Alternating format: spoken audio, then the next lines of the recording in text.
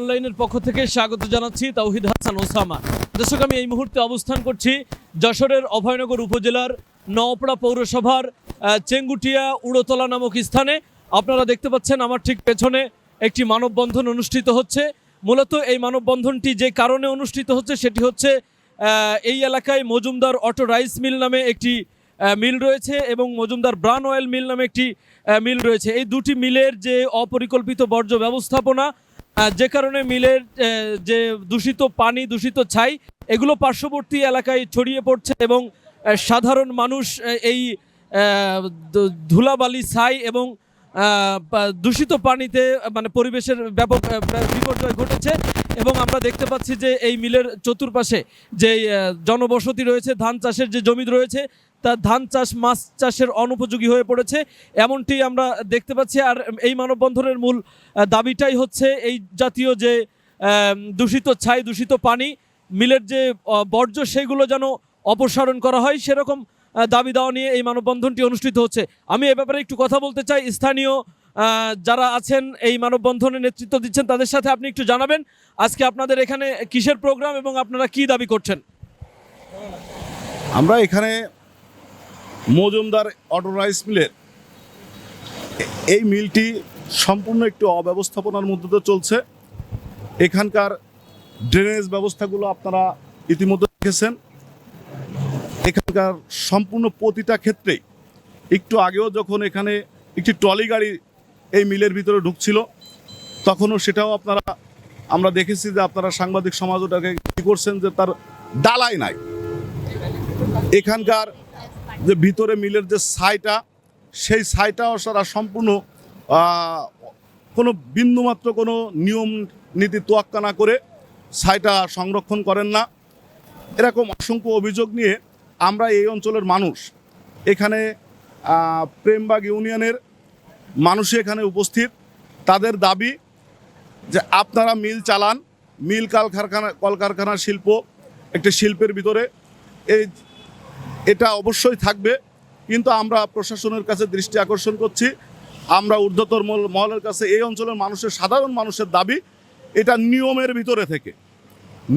ভিতরে থেকে এটাকে চলমান থাকুক। আচ্ছা, এই যে আমরা দেখতে পাচ্ছি দূষিত পানি, দূষিত বর্জ্য যে ব্যবস্থাপনা, সেটার কারণেই এই এলাকার মানুষের নানান সমস্যার সৃষ্টি হচ্ছে। এ পাশে আর অন্য পাশে আরও একটি মিল রয়েছে, সেখানেও একই ধরনের সমস্যা। এগুলো থেকে আপনারা মুক্তির জন্য এর আগে এই মিল কর্তৃপক্ষকে কিছু জানিয়েছিলেন কিনা? এর আগেও এই অঞ্চলের মানুষ পরিবেশ অধিদপ্তরে একটি অভিযোগ দায়ের করে, অসংখ্যবার দায়ের করে, কিন্তু কেন জানি পরিবেশ অধিদপ্তর অভিযোগটা গ্রহণ করে, ওনাদের কাজটা গ্রহণ করা পর্যন্তই শেষ হয়ে যায়। কেন জানি অদৃশ্য কোন শক্তির কারণে আর এটা এগোয় না। আমরা শুনেছি এর আগেও 5 তারিখের আগে আওয়ামী লীগের ফ্যাসিস্ট শেখ হাসিনার দোসর রবিন অধিকারী বেচার নেতৃত্বে এই আদিত্য মজুমদার সাহেব বিভিন্ন প্রশাসনিক এবং সমস্ত কিছুই উনি দপ্তরে কলকাতায় নাড়তেন বা ঢেকে দিতেন।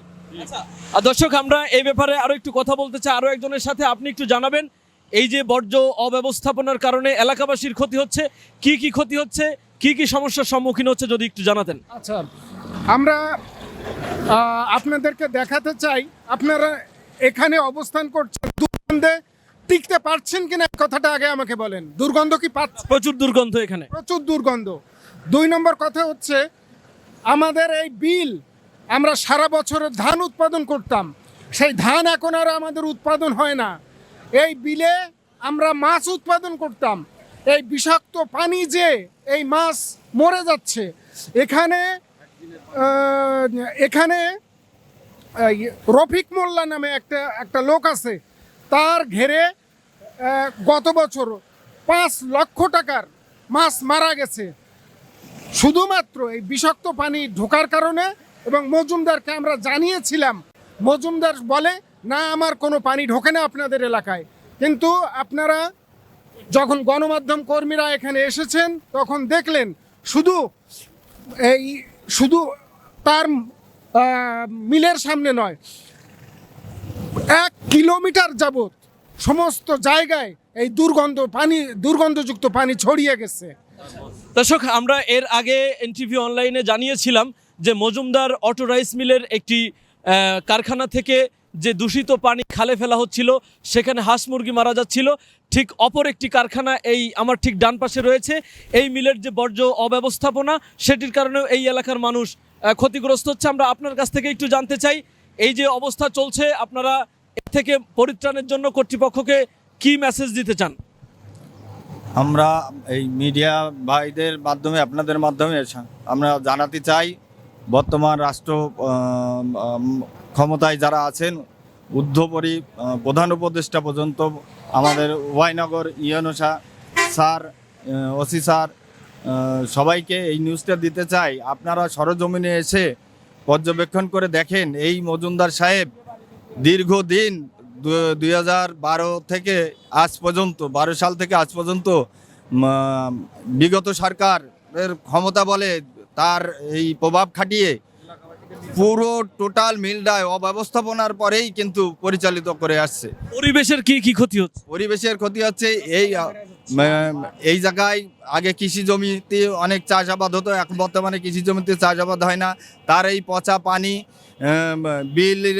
বিলে খালে প্রবেশ করে, ঘের ভেটি প্রবেশ করে মাছ মারা যাচ্ছে, পাশাপাশি পুকুরে যাচ্ছে এক বর্তমানে। তারপরে ধান আর বিলের মাধ্যমে আর ধান হয় না এই পচা পানির 600 বিঘে জমিতে।